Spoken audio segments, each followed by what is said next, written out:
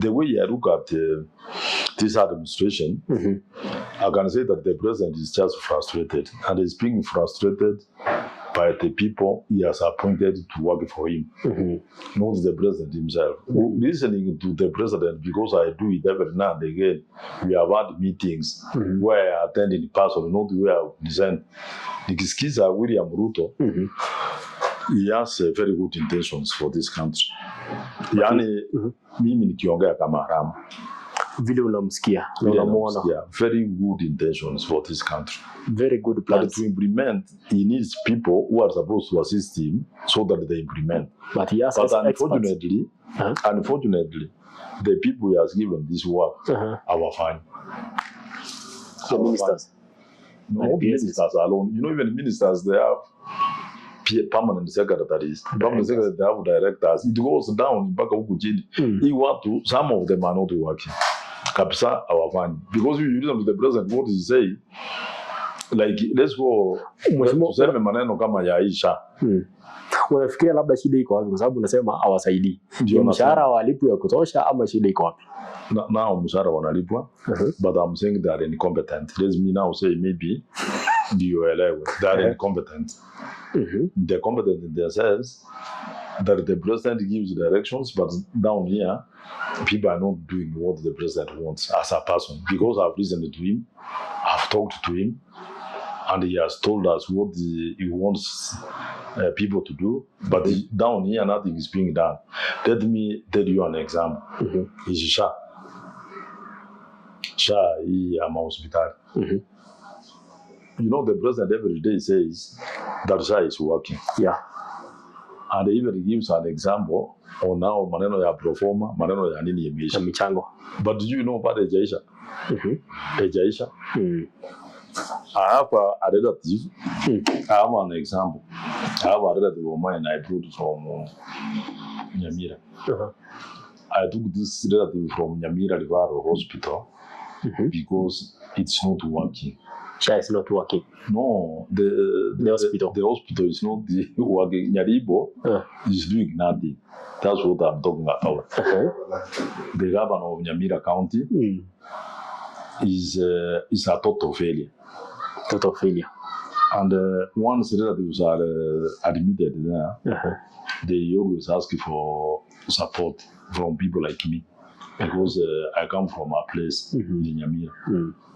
So when this relative could not be treated, the same I go transfer to Nakuru.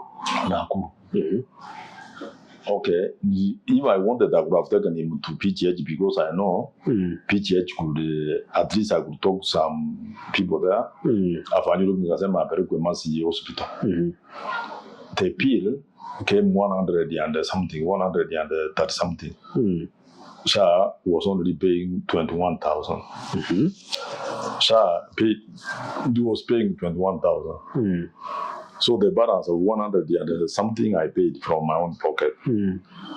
But if today, I'm sure that patient, when the president goes to the press, when he sees the president for TV, akiongea anasema that we are turning Kenya around, and the people used to do performance, and now they are not doing it.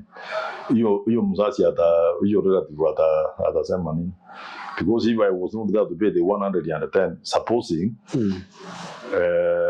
I was not there to pay, what could happen with this patient? She last man get a perform.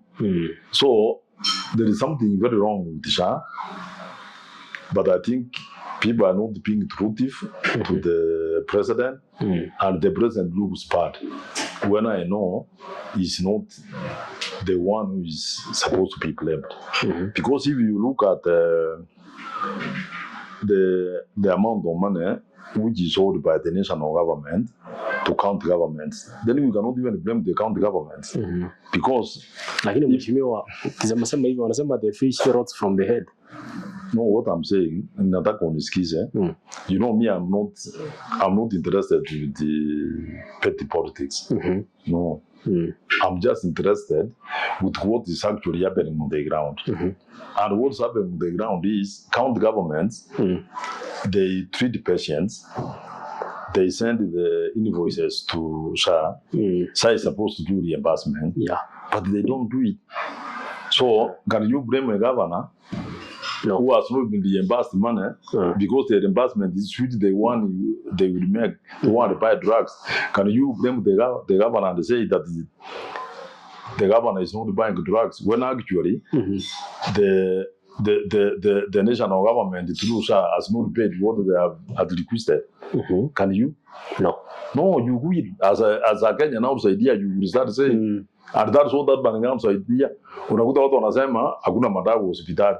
Lakini hawajui hii madawa inatoka wapi. Hii pesa inatakikana ikuwe reimbursed from the national government to count so that the county can be able to buy medicine. And then the problem which is here, watu wanakatwa SHA. Uliza hii pesa ya SHA inaenda wapi?